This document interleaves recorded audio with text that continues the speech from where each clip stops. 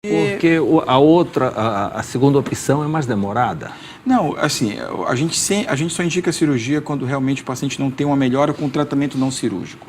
O que existe de fato hoje é que hoje nós temos idosos que têm uma vida ativa muito importante.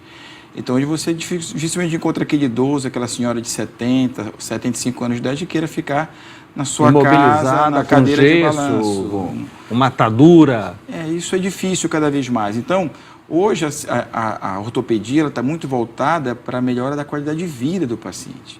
Então, hoje você tem uma série de procedimentos, não só cirúrgico como não cirúrgico, que visam justamente isso.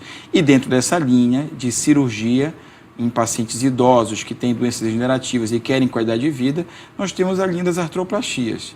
E aí vem um dos grandes avanços que nós tivemos nos últimos anos, e aqui em Belém já tem mais de um ano que a gente tem feito esse tipo de procedimento, que são as cirurgias chamadas cirurgias navegadas. Então, a cirurgia que é o uso direto do computador pelo cirurgião. Exatamente. A gente coloca sensores nos ossos do paciente, aí a gente tem um navegador que fica dentro da sala. Esse navegador ele capta através de infravermelho os sinais daquele paciente e aí começa a me perguntar onde estão as estruturas anatômicas daquele paciente. Eu começo a passar isso para ele, de tal forma que chega em certo momento que ele copia para a tela dele o membro daquele paciente. E a cirurgia passa a ter uma precisão milimétrica. Qual a diferença de usar o navegador e a cirurgia robótica? A cirurgia robótica ela é feita pelo robô. Então, o cirurgião ele não entra no campo cirúrgico. Ele fica sentado lá olhando uma tela. Ele fica de fora e ele manipula o robô. Tá. O navegador não, o cirurgião está lá no... A cirurgia é feita pelo cirurgião. É a mão do cirurgião que faz o procedimento. Então não tem pinças, não tem mãos do computador. Tem apenas uma tela na frente lhe dando informações. Me dando informações. Então, essas cirurgias, a gente usa muito em artroplastia total de joelho. Essas cirurgias são cirurgias de precisão. Para você ter uma ideia, o planejamento todo é feito pelo cirurgião. Então, eu digo que eu quero fazer um corte na tíbia de 10 milímetros. Na hora que eu coloco o meu guia de corte, o navegador me diz, olha, você está cortando 8 milímetros. Então, eu posiciono para 10 milímetros e, com isso, a minha cirurgia passa a ter uma precisão muito maior.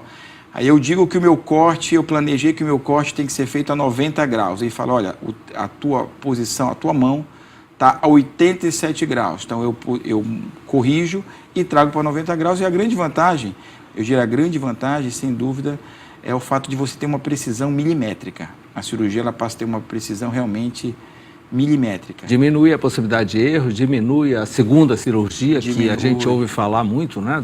Diminui reoperação.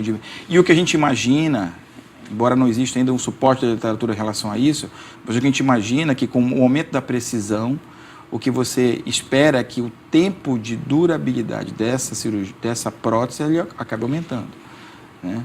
Porque se você coloca na posição considerada ideal, ou mais próxima disso, você imagina que essa prótese deva durar mais. Mas para isso a gente precisa de estudos a longo prazo e a navegação ela tem um pouco mais de 10 anos, então a gente não tem estudos a longo prazo para afirmar isso. E acertando na mosca, o pós-cirúrgico também tudo muito mais rápido. Pois é, isso que a gente tem chamado a atenção. Na verdade, quando a gente começou a fazer a navegação aqui em Belém, a gente não tinha essa pretensão.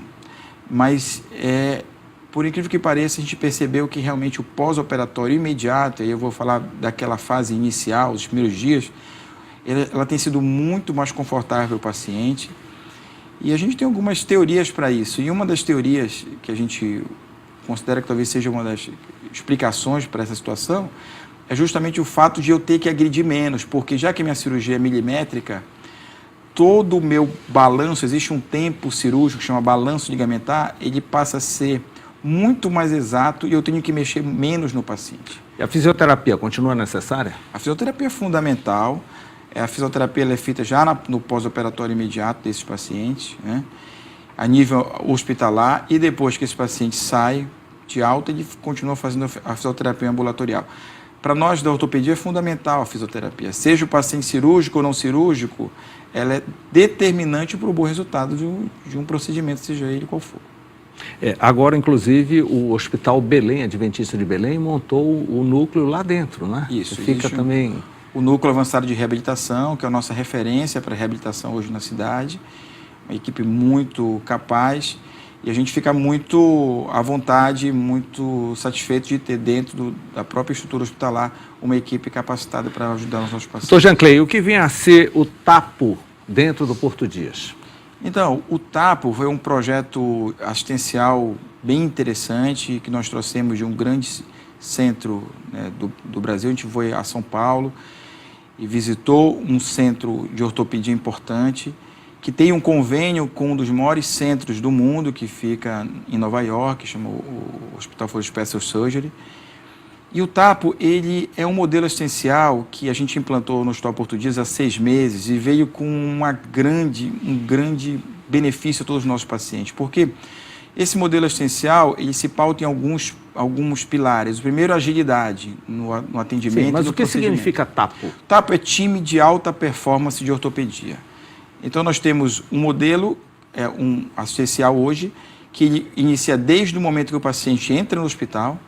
Então, eu posso falar para você que 90% ou mais dos nossos pacientes que internam com uma fratura, num dia são operados no outro.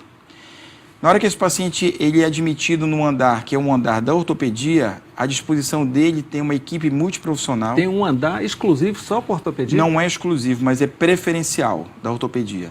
Então, a maioria dos nossos pacientes, 90% ou mais dos nossos pacientes, vão para esse andar.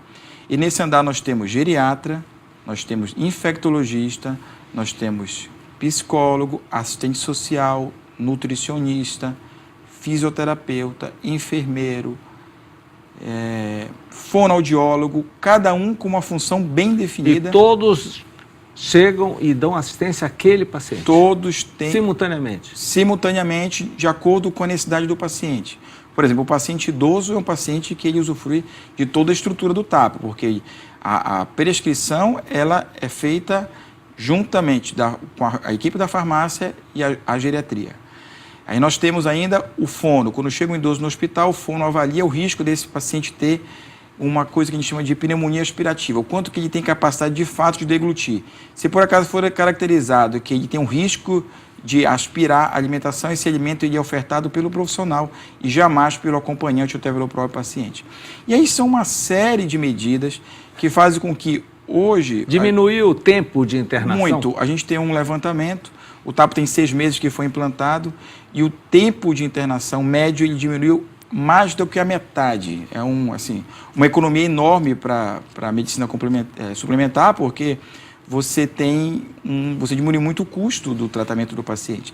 E além disso, você com isso também diminui o índice de complicações, você diminui o índice de reoperações, porque esses pacientes eles ficam realmente pouco tempo no hospital. E com esse suporte de uma equipe multiprofissional, qualquer tipo de intercorrência, qualquer situação de complicação que esse paciente, porventura, venha a ter, rapidamente isso é diagnosticado, rapidamente existe uma intervenção da equipe e com isso a gente está extremamente satisfeito com o que tem acontecido com o TAPO, porque a gente fica bem claro para todos nós da equipe o quanto o paciente tem sido beneficiado.